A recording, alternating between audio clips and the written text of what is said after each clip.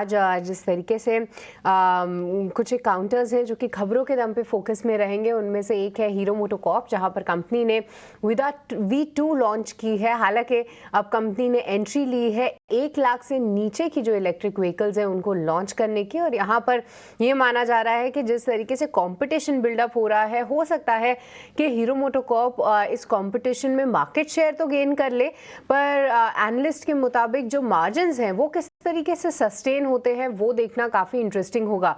क्योंकि अगर हम बात करें, कंपनी अगर 1 लाख की गाड़ी बेचती है तो अभी इनके इलेक्ट्रिक व्हीकल डिवीजन में उनको करीब 1.5 लाख से भी ज़्यादा का नुकसान होता है।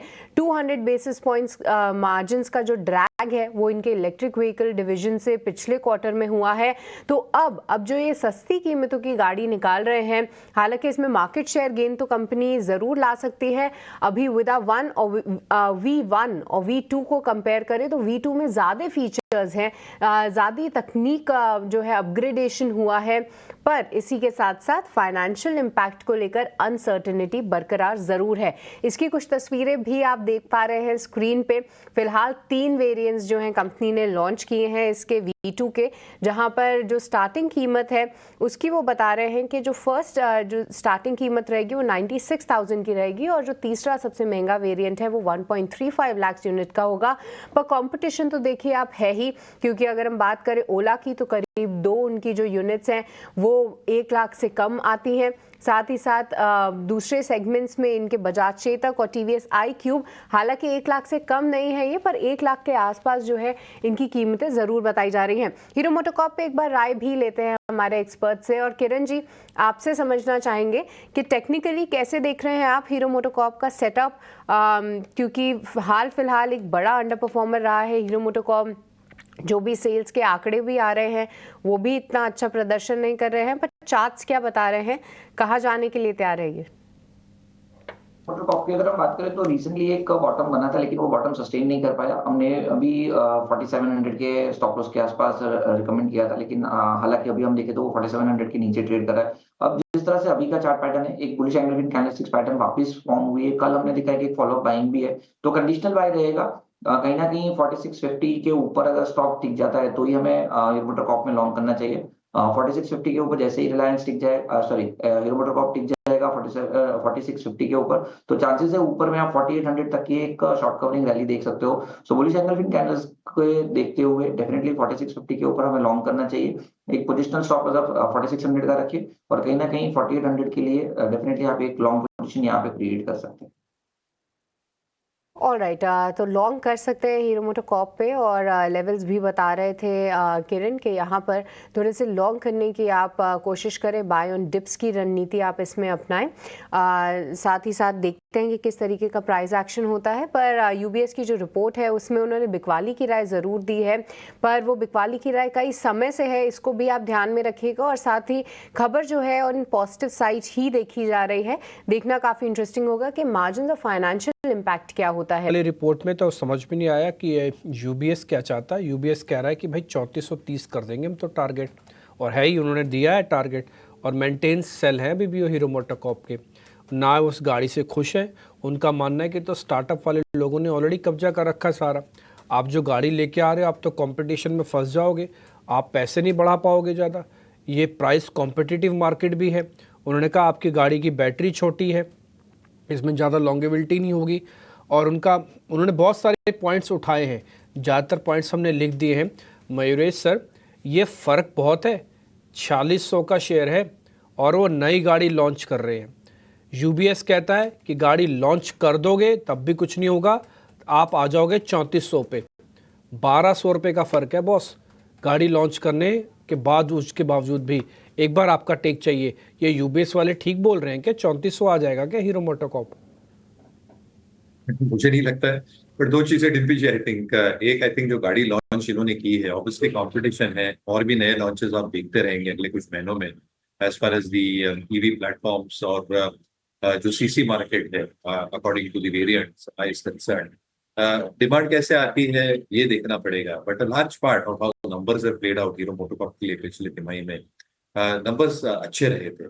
और अगर हम रूरल रिकवरी की बात कर रहे हैं, आई थिंक हीरो मोटोकॉर्प एक बहुत बड़ी प्रॉक्सी होती है रूरल रिकवरी की तरफ।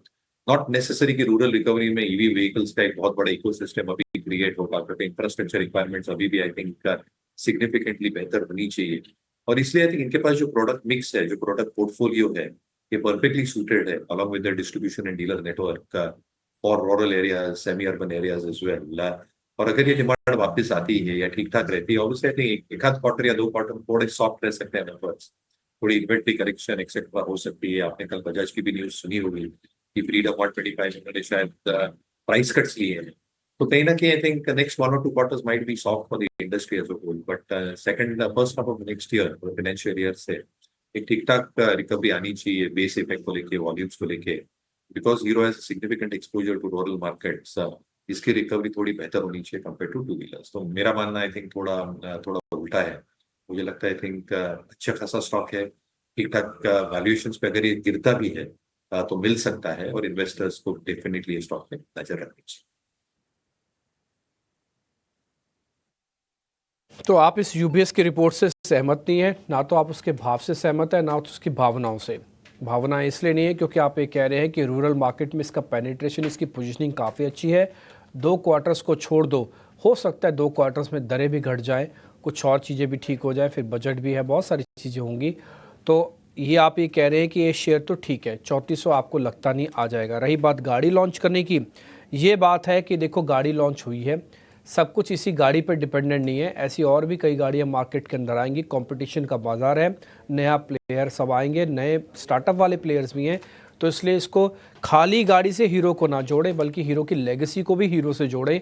शायद इसलिए मयूरेश सर कह रहे हैं कि 3400 का भाव आना मुश्किल है। अब एक और रिपोर्ट पे आता हूँ, वो गोल्डमैन सैक की रिपोर्ट है कंज्यूमर ड्यूरेबल के आउटलुक को लेकर। एक रेफरेंस के तौर पर वरुण बता रहे थे कि अगर रियल एस्टेट बहुत अच्छा करेगा तो 2 कंपनी, पहला क्रॉम्पटन और दूसरा हेवल्स, ये दोनों बढ़िया प्ले कर सकती हैं। किरण सर, इन दोनों के चार्ट चेक करो और दोनों के बारे में बताओ कि अगला 1 साल के लिए अगर किसी को शेयर रखना हो तो क्या रख सकता है, क्रॉम्पटन को और हेवल को। तो पहले हम हेवल्स की बात करें तो रिसेंटली हमने देखा था कि अच्छा खासा अपमूव स्टॉक में आया। उसके बाद से हम देख रहे हैं कि स्टॉक कहीं ना कहीं एक साइडवेज ट्रेंड के अंदर है। एज ऑफ नाउ जो गिरावट हमने देखी 2100 से लेके नीचे में कहीं ना कहीं 1600 तक ये स्टॉक रिट्रेस हुआ और वहां से एक डबल बॉटम पैटर्न बन रहा है, उसका ब्रेकआउट आया है। साथ ही साथ 200 दिन की मूविंग एवरेज के नीचे भी ये स्टॉक गया था, तो उसके ऊपर भी स्टॉक कहीं ना कहीं सस्टेन कर रहा है। तो मेरे हिसाब से काफी अच्छा टाइम है, क्योंकि जनरली हमने देखा है कि जब भी स्टॉक 200 दिन की मूविंग एवरेज के ऊपर टिक जाता है, क्रॉस ओवर टाइम पे अगर हम लेते हैं तो वहां पे एक अच्छे खासे रिटर्न बनने की गुंजाइश रहती है। और टेक्निकली भी हम जैसे हम डिस्कस किया कि एक डबल बॉटम पैटर्न ब्रेकआउट है, तो डेफिनेटली हेवल्स लॉन्ग करके जाना चाहिए। करंट मार्केट प्राइस या कोई भी डिप आता है 1700 तक का, तो हमें लॉन्ग करना चाहिए। ओवरऑल एक स्टॉप लॉस जो रखना है, क्योंकि हमारा व्यू यहाँ से 6 से 8 महीने का है, तो कहीं ना कहीं आप 1600 के नीचे का स्टॉप लॉस मेंटेन कीजिए। अगर 1600 का लेवल कंटिन्यू होल्ड रहा तो चांसेस है इसमें वापस आप 1900 तक की एक रैली डेफिनेटली देख सकते हैं। तो मेरे हिसाब से बाय ऑन डिप्स की यहाँ पे स्ट्रेटेजी रखनी चाहिए और होल्ड रखना चाहिए। क्रॉम्पटन की बात करें हम तो क्रॉम्पटन भी कहीं ना कहीं एक रेंज में फंसा हुआ काउंटर था। 340 जैसे ही क्रॉस किया, एक वन साइड रैली हमने ऊपर में 480 490 तक की देखी।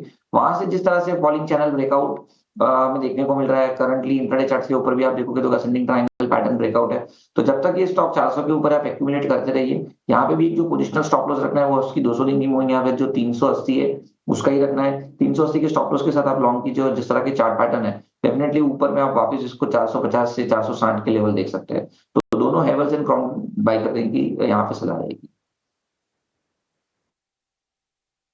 दोनों पे रिकमेंडेशन आपने बाय दी, दोनों के लेवल्स आपने दे दिए, हमने दोनों पे स्टैंपिंग भी कर दी है बाकायदा कि क्या भाव हैं और क्या इसके अंदर आपको पोजीशंस रखनी है। बस एक ही चीज़ मैं कहूँगा, देखो वॉलेटिलिटी कभी भी आ जाती है और नेगेटिव खबर कभी भी आ जाती है, बट आप थोड़ा वॉल्यूम कम रखना, बस इतना